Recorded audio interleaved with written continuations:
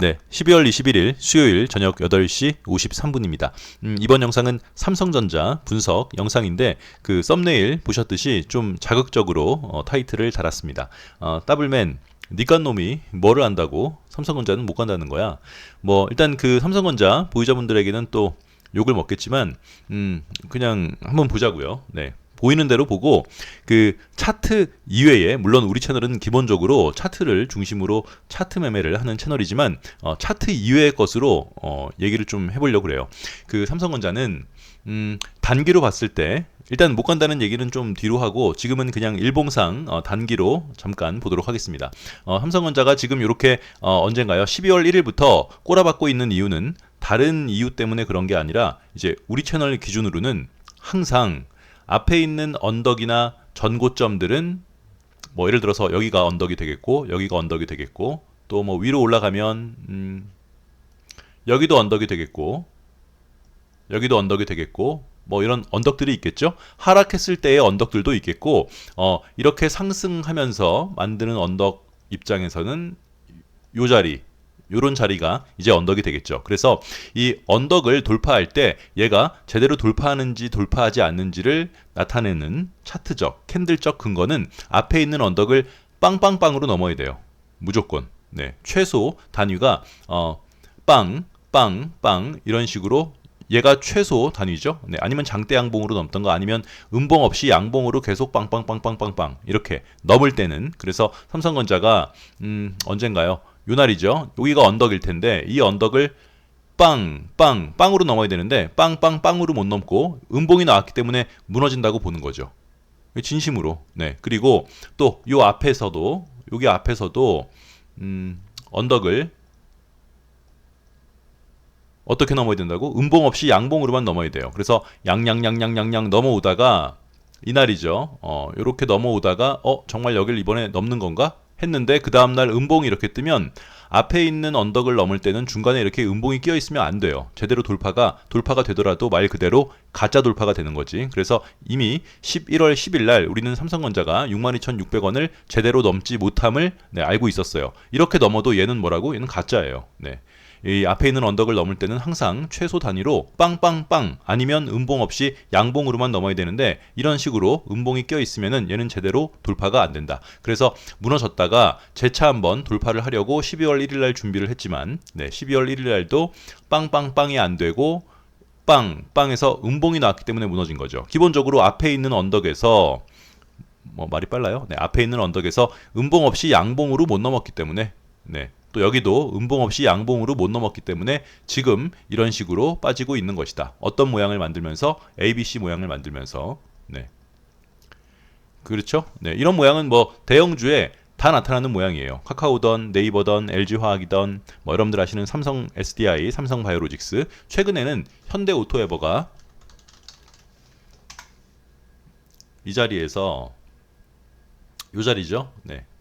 요 자리에서 앞에 있는 언덕을 여기 언덕 14만 1,000원 이 언덕을 빵으로 넘기를 바랬지만 빵으로 못 넘고 음봉이 뜨니까 어떤 모양으로 ABC 모양으로 하락을 한다.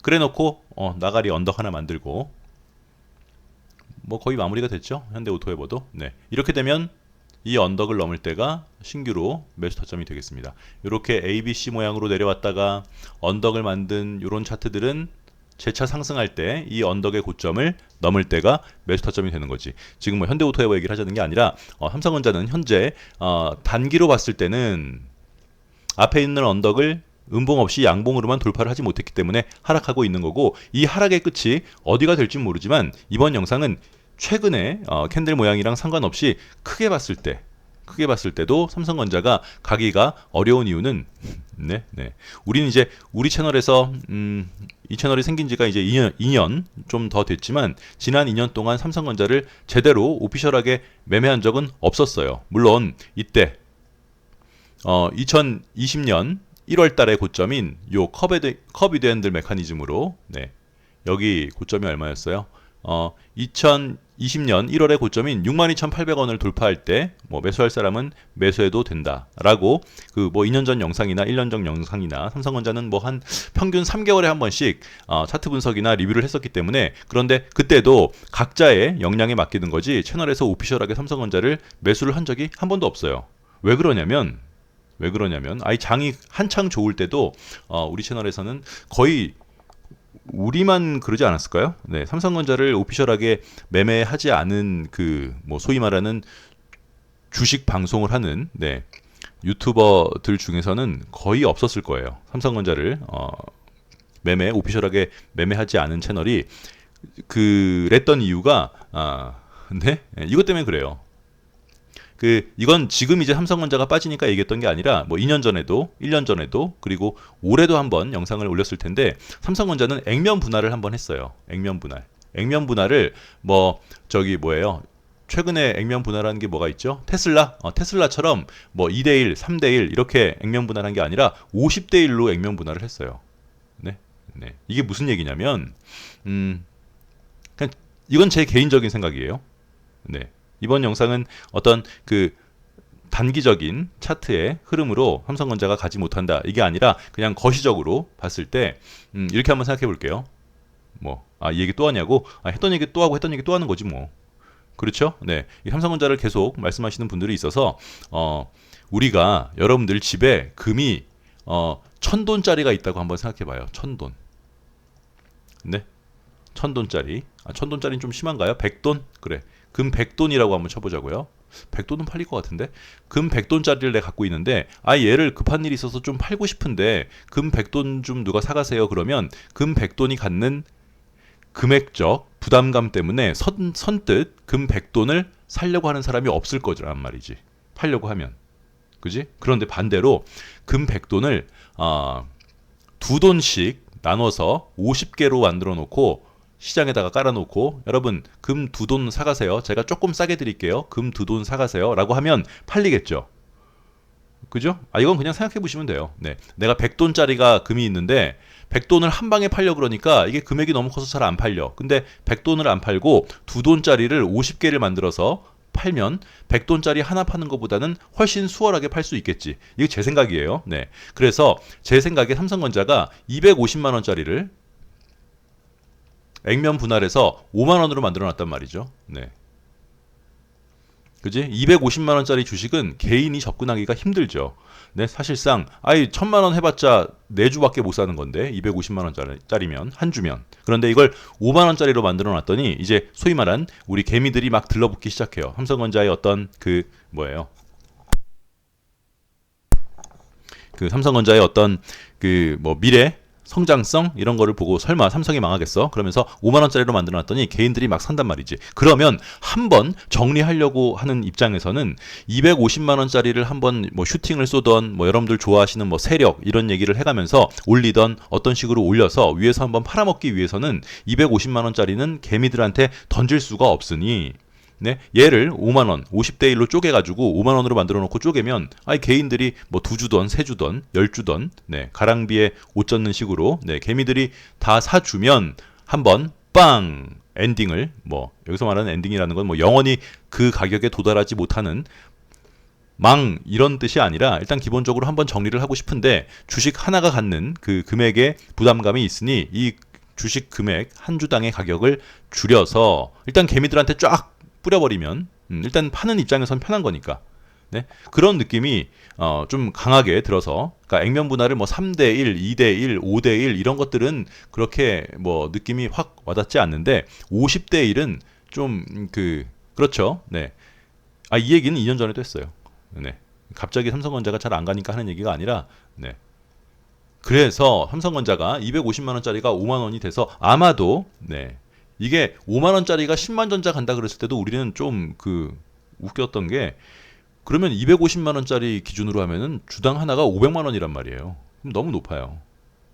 그러니까 개미들이 접근하기에는. 그래서 그것을 한번 쭉 올린 다음에 한번 팔아먹은 게 아닌가라는 생각이 있어서 저는 개인적으로 삼성전자 주식을 하지 않아요. 네, 그래서 우리 채널에서는 지난 2년 동안 각각의 매수 타점을 짜잔하게 잡아드려서 여기죠. 62,800원.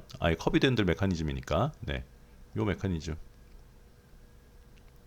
여기니까 네. 여기보다 더 높은 자리인 62,800원을 돌파하게 되면 매수할 수 있다. 그러면 먹을 자리가 좀 나올 것이다. 이만큼 올라갈 줄 몰랐죠. 당시에도.